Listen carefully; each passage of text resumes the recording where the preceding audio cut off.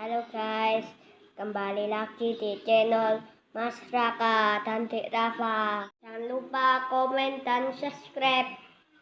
Dalam sekejap, bayangan besar itu tersedot ke dalam perut binatang kecil yang menelan langit. Sosok Muking muncul. Muking terkejut, tapi tinju cahaya suci Chen Ping sudah ada di depannya, dan dia tidak punya waktu untuk menghindar. Ledakan. Muking sangat terpukul oleh tindakan Chen Ping. Tubuh Muking langsung terbang mundur, muntah darah. Dia tidak pernah menyangka situasi seperti ini akan terjadi. Ketika manajer Liu melihat ini, dia panik, melompat, dan menamparkan Chen Ping dengan telapak tangannya. Jejak telapak tangan memadat, menutupi langit dan bumi. Ketika kepala istana-istana Guanghan melihat ini, tubuhnya terangkat ke udara dalam sekejap. Suhu langit dan bumi tiba-tiba turun. Dengan tembakan telapak tangan, dia langsung membekukan jejak telapak tangan manajer Liu untuk menghindari kematian atau cedera. Saat manajer Liu bertarung dengan kepala istana-istana Guanghan, Luo Shouhai berteriak keras. Dalam sekejap, semua orang naik ke langit. Mereka telah melakukan persiapan, dan sekarang mereka menembakkan kekuatan spiritual satu demi satu. Semua orang di keluargamu juga mengambil tindakan pada saat yang sama. Tepat ketika huru hara akan pecah, kekosongan bergetar, dan kemudian sesosok tubuh muncul di udara. Melihat orang itu datang, Muking tiba-tiba menjadi bersemangat. Ternyata itu adalah hantu kepala keluargamu. Dia pasti tahu bahwa Muking dan yang lainnya datang ke istana Guanghan untuk membalas dendam, jadi dia datang ke sini dengan khawatir. Kinger, kamu terlalu ceroboh. Sekarang kamu adalah satu-satunya anak laki-laki yang tersisa sebagai seorang ayah. Bagaimana jika sesuatu terjadi padamu? Sekarang, lakukan apa yang ingin kamu lakukan, aku akan menghentikan yang lain. Kepala keluargamu berkata pada Muking. Setelah mendengar kata-kata ayahnya, Muking mengangguk dengan penuh semangat.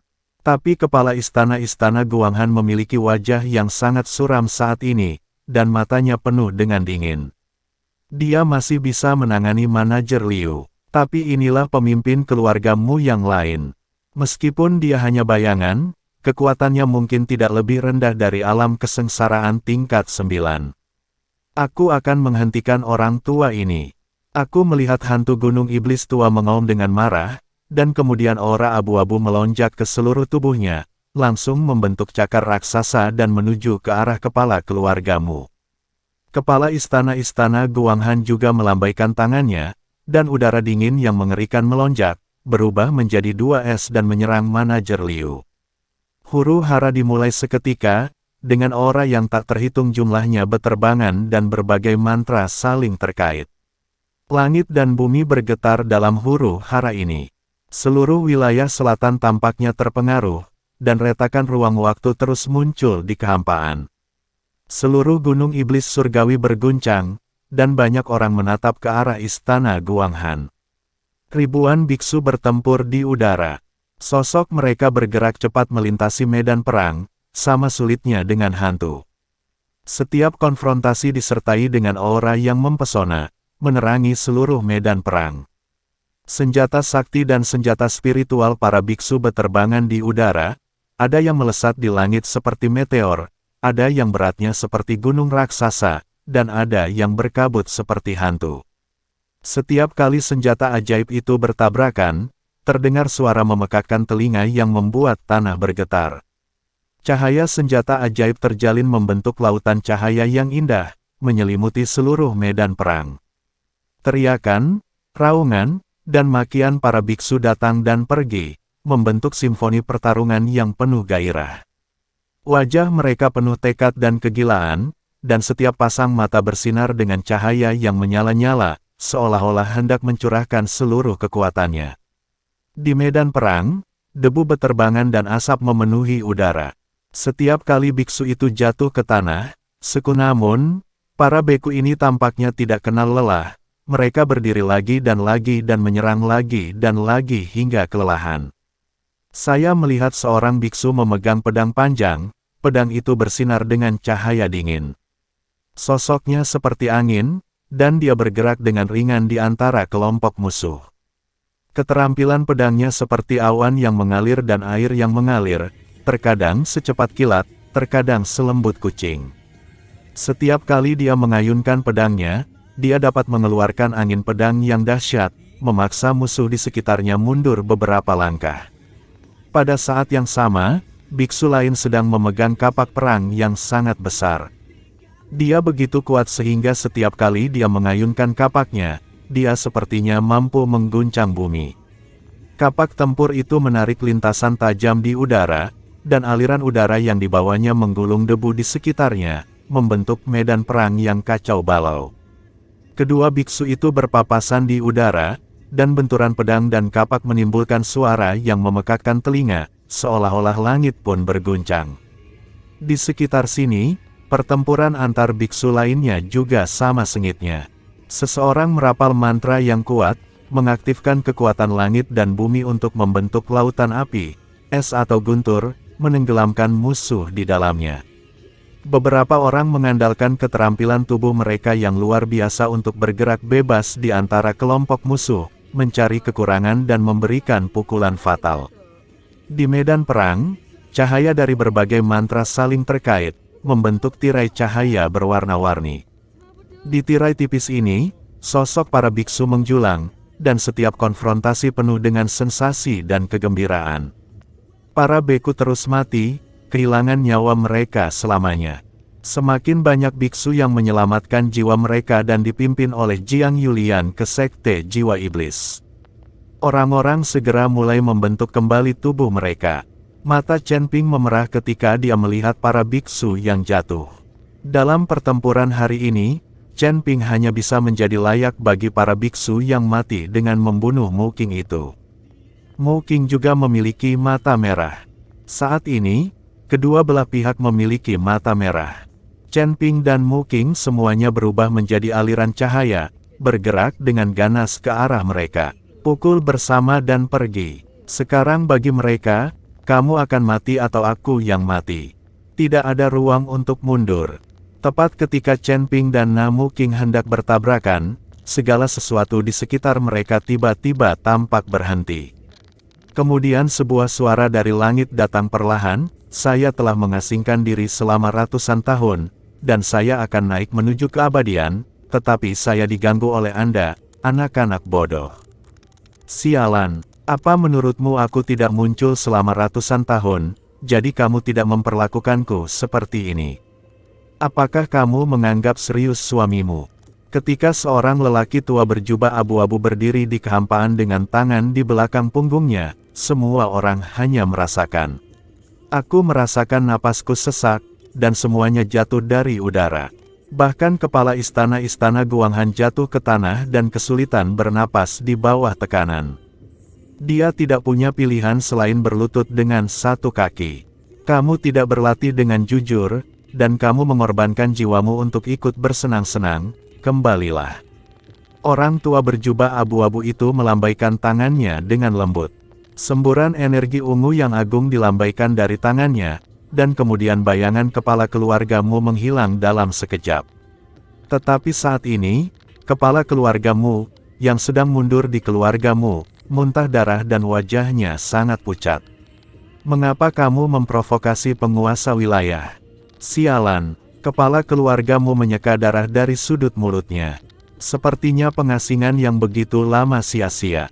Dan di istana Guanghan, semua orang merasakan tekanan gemetar langit dan bumi, kehampaan sedikit bergetar, dan angin menderu-deru. Banyak biksu dengan tingkat kultivasi rendah yang langsung dikejutkan hingga mati oleh paksaan ini.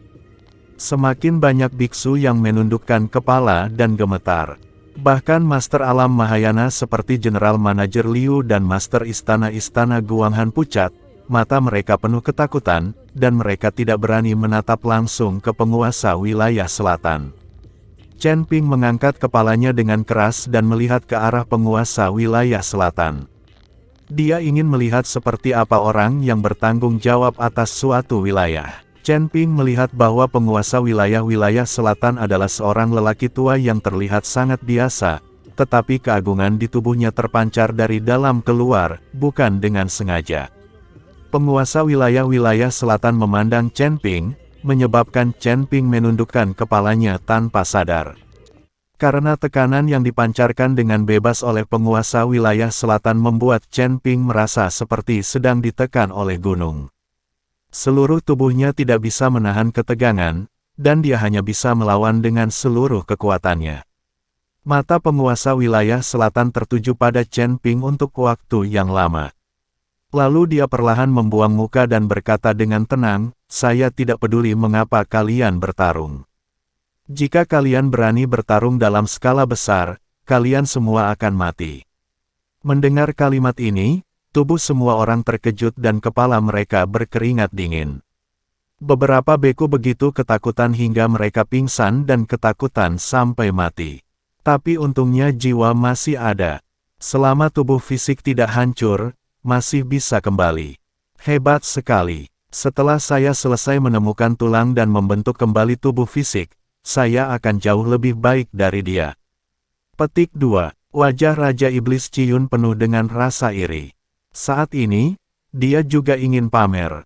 Ketika dia masih hidup, dia belum pernah melihat biksu tingkat rendah ini sama sekali.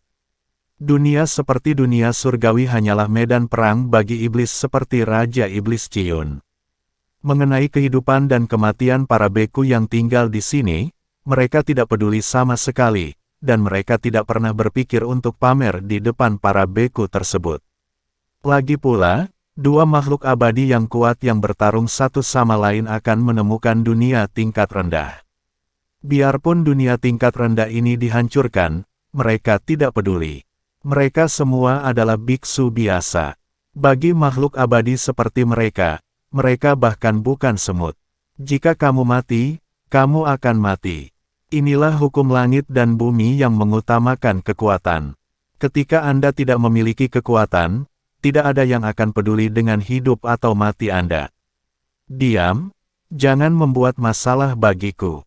Aku tidak ingin mati. Aku akan membicarakannya setelah kamu mendapatkan kembali tubuhmu dan menjadi hebat. Batang. Chen Ping menyuruh Raja Iblis Ciyun untuk menutup mulutnya. Jika saya benar-benar menyinggung Tuan Domain ini, saya mungkin akan ditampar sampai mati. Namun, kekhawatiran Chen Ping tidak diperlukan. Dengan hilangnya tekanan, penguasa wilayah selatan telah pergi. Baru setelah penguasa wilayah-wilayah selatan pergi untuk waktu yang lama, semua orang berani berdiri perlahan dan melihat ke atas. Tanpa tekanan itu, semua orang menghela nafas lega. Meskipun kedua belah pihak saling melotot saat ini, tidak ada yang berani mengambil tindakan. Bahkan penguasa wilayah yang tidak muncul selama ratusan tahun telah terprovokasi. Jika dia berani mengambil tindakan, jiwanya pasti akan hilang.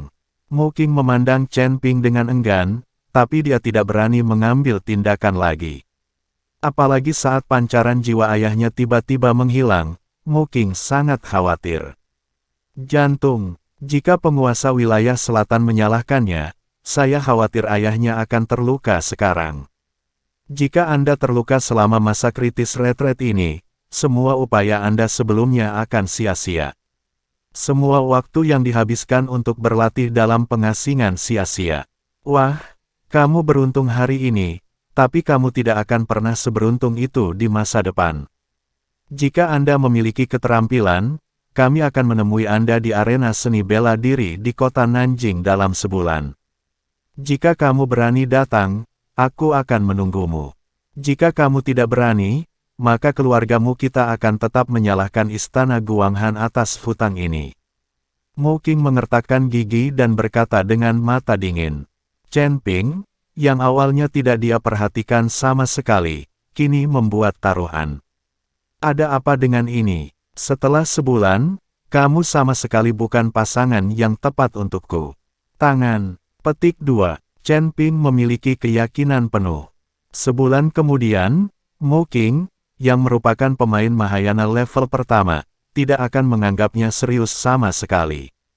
Oke, kalau kamu punya nyali, aku akan menunggumu. Setelah Mu Qing selesai berbicara, dia melambaikan lengan bajunya dan pergi, membawa semua orang di keluargamu bersamanya. Adegan kacau tadi menjadi lebih tenang sekarang.